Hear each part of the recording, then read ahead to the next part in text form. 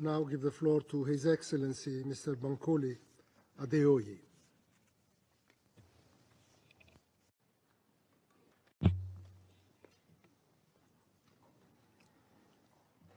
Mr. President, Ahmed Attaf, Minister of Foreign Affairs and National Community Abroad of the People's Democratic Republic of Algeria, Deputy Secretary General of the United Nations, the gravity of the threat caused by the exponential growth of terrorism in Africa is overwhelming and startling.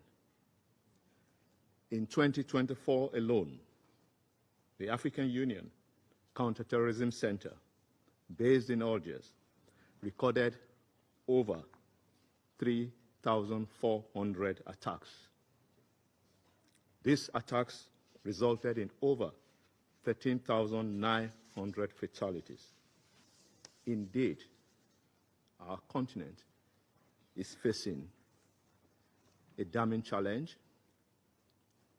We have reached a tipping point, and we must act together in response.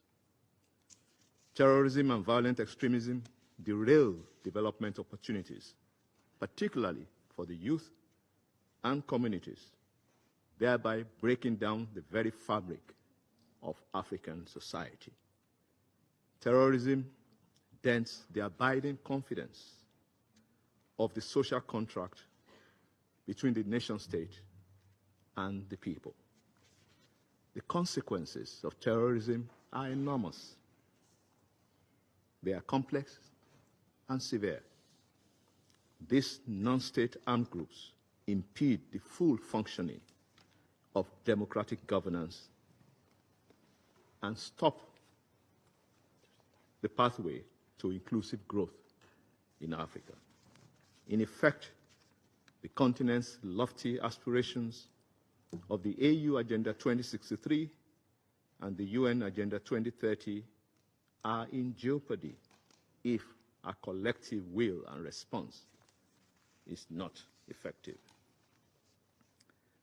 Mr. President, with the geography of terrorism in Africa now engulfing the 5 regions for the first time in a half of a century, the African Union has recalibrated its strategic approach to face the changing dynamics of terrorism. We are retooling our policy instruments, particularly given the projections that a 10 to 15% increase in terrorism may be witnessed in 2025. The African Union has developed active frameworks that are grounded in the principles of African ownership and leadership. As the threat grows, we refocus on building integrated capacities for African Union member states and regional mechanisms. We are equally mobilizing the full range of resources, material, knowledge, financial, based on smart and value-driven partnerships to defeat this scourge. The African Union is thus responding swiftly, effectively, to implementing the Silence the Guns program by 2030. Back in 1999, a giant step was taken by our leaders in the then OAU following the adoption of the Convention on the Prevention and the Combat of Terrorism in Algiers. For example, while the world stood by as Somalia bled in the early 2000s, the African Union stepped in to save Somalia and the region of the Horn of Africa from the lawless and dastardly acts of Al-Shabaab. With the strong support of the European Union and the United Nations, the legacies of AMISOM and ATMIS are going to shape the newly established African Union Support and Stabilization Mission in Somalia. Mr. President, in May 2022, African leaders exhibited strong political will through the adoption of the Malabo Declaration on Terrorism and on constitutional changes of government. Likewise, the Abuja High-Level Ministerial Meeting on Counter-Terrorism of April 2024 reinforced Malabo Declaration. Our leaders in Africa continue to demonstrate the spirit of African solutions to African problems that works for all. The Malabo Declaration underscored the imperative to embrace multidimensional approaches to achieve peace, security, and sustainable development. The AU led and mandated counterterrorism missions are statements and testaments that African-driven peace support operations can safeguard our independence, our sovereignty, and our territorial integrity. The multinational joint task force in the Lake Chad Basin and AUSOM in Somalia today form the strategic pathways to peace building and promoting socioeconomic development in post-conflict settings. These models are not merely beneficial, but they are essential for Africa's future. The African Union adopted the regional strategy for the stabilization, recovery, and resilience of the Lake Chad Basin countries affected by Boko Haram. This remains a prime example of linking security with development.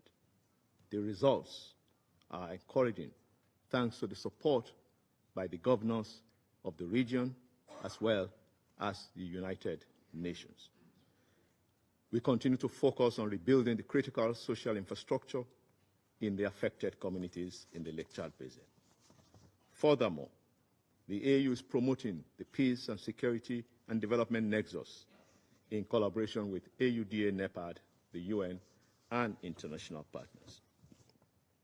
Mr. President, barely 5 years to go to the end of the SDGs. Almost 38 years plus to the realization of the aspirations of Agenda 2063. We must reshape our strategies to accelerate the achievement of the goals represented in these two agendas. At the center of strengthening African leadership to result in development-focused counterterrorism, the African Union is promoting a number of initiatives. One, the revitalization of the Nouakchott and Djibouti processes on intelligence sharing. Two, we are refocusing our center in Algiers, now renamed the African Union Counter-Terrorism Center, classifying it as a center of excellence, embracing, most importantly, a whole-of-society approach and a whole-of-government approach to countering terrorism.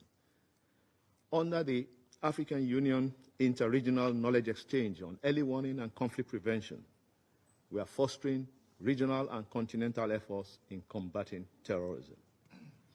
We have also elaborated a new continental strategic plan of action in consultation with the regional bodies. A collective approach at the national and regional levels will address the use of new technologies and financing methods by terrorists.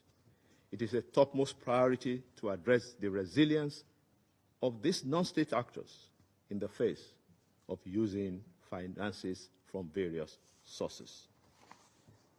Mr. President, the African Union and the United Nations, particularly through this Council and the African Union Peace and Security Council, will continue to support and push for the predictable, sustainable, flexible, and adequate financing for peace support operations, particularly in countering terrorism.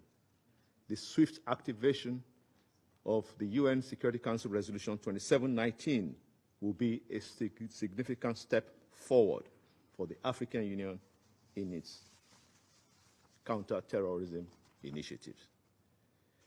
Permit me to recognize the efforts of His Excellency Abdelmajid Tebboune, President of the People's Democratic Republic of Algeria in its capacity as the African Union champion for combating terrorism. Algeria continues to lead the advocacy for all AU efforts dedicated to combating this scourge. We are also pleased that the Peace and Security Council of the African Union, the A3+, in your council, continue to engage regularly under the Oran process to renew African leadership that would defeat this ideology of hate and its killing machinery. In conclusion, Chair, Mr. President, robust and collective urgent action must be a North Star to serve as a guiding light in combating the pervasive, persistent global threat posed by terrorism. We have reached a turning point in the fight against this scourge, given that Africa must not become the epicenter of global terrorism. Terrorism is antithetical to our hard-won independence. It is necessary that we defeat this scourge, reinforcing African leadership, supported by the international community, a development-focused approach that is essential for sustainable peace and security. We must empower local institutions, foster regional cooperation, prioritize socioeconomic development so that the strategic direction we take will enhance security and promote self-reliance, prosperity for all to ensure a safer and more stable future for all. I thank you. I thank His Excellency, Mr. Adeoye.